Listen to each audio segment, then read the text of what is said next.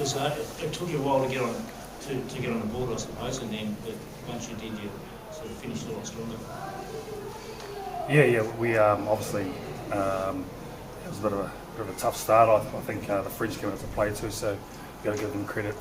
They really muscled up through the middle there and held us at bay, but we sort of backed ourselves to get them in the back end of the game or the back end of the half. So from our perspective, we were happy we got that actually, and look forward to the next game. Well, I mentioned you have the mid-year test, but you haven't played a lot in the last couple of years, so it's going to take time to build combinations. Yeah, with this comp, you've got to hit the ground running. So we in the end we sort of scored 46 points, which was awesome, and the players there's a lot of improvement in us. So we're not getting ahead of ourselves, but happy with where we're at. Yeah, and assume you're rotating players, obviously going to give everyone a go of running them. Yeah, definitely.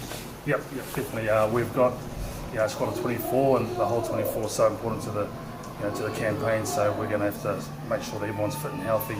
A lot of our program is about recovery and also about making sure that we keep people fresh. So absolutely, that'll be our approach. Does the French surprise you in the first 20 minutes? Yeah, absolutely. They definitely came out to play, and we had to weather the storm for the first 25 minutes. We didn't score at all in the first 20 or 25 minutes. So they were prepared, obviously, and they were really strong through the middle as well. So I thought they played outstanding to begin with, and actually they just played well throughout the whole duration of the game. I don't think the scoreboard reflects how well France played today. What were you sort of saying at that stage? Obviously there was no panic when other people might have expected you to sort of score early. What were you saying amongst yourselves out there?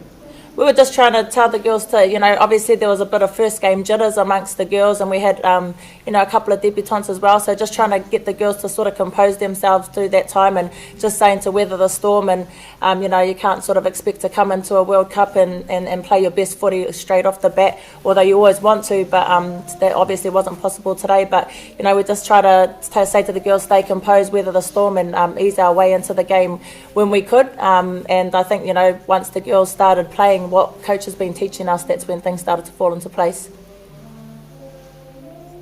Can you tell us what happened with the incident the other day, with the smoke damage? Or seems to be the hot topic, eh? I guess for us, we didn't see it, to be honest with you. We were out training, alarms went off. We'd finished training and basically jumped on the bus and went back to the hotel, so we didn't see too much, to be fair.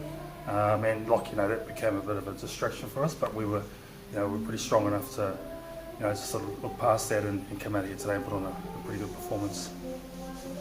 Krystal, can you tell us also I suppose the benefit of having families here, and obviously the NZRL's role in that? Yeah, it's obviously Api's got her son here, and Shanice has her son here, and being a mum, it's very comforting to have families here. Also, we've got a couple of girls whose actual families have come with us and shared our jersey presentation. So being on the other side of the world and having families here with us, it's actually something really special. Brings a piece of home with us, I guess, over to York. So I think it's important for all the girls to have just family around with us, to share time with us. What's it like? What was the question? About having the families over? Yeah, it means a lot. Just having baby here, just like she said, it's like you're at home here. And he's only one, so I have him and my older boy that's still back at home, and just to play for them just means a lot. I feel like I'm opening pathways for them so that they can. Me doing this gives them hope that they can do anything they want. Did you think, watch England yesterday particularly, I guess they're the number 3 team trying to get into the final, have you got any impressions of them? They had a quick look at them yesterday. Obviously they're the home team, and they've got a lot of support, so there's a bit of adrenaline in that performance, but they played well too. So like the nations like Australia, England, sort of us, we're all looking to try and get through the semi-final before we sort of before we think about anything further down the track. Do you stay and watch this game? Or? Yeah, we'll hang around, watch the Cook Islands versus Australia. We've got them next, so yeah, we'll definitely be looking at the game closely.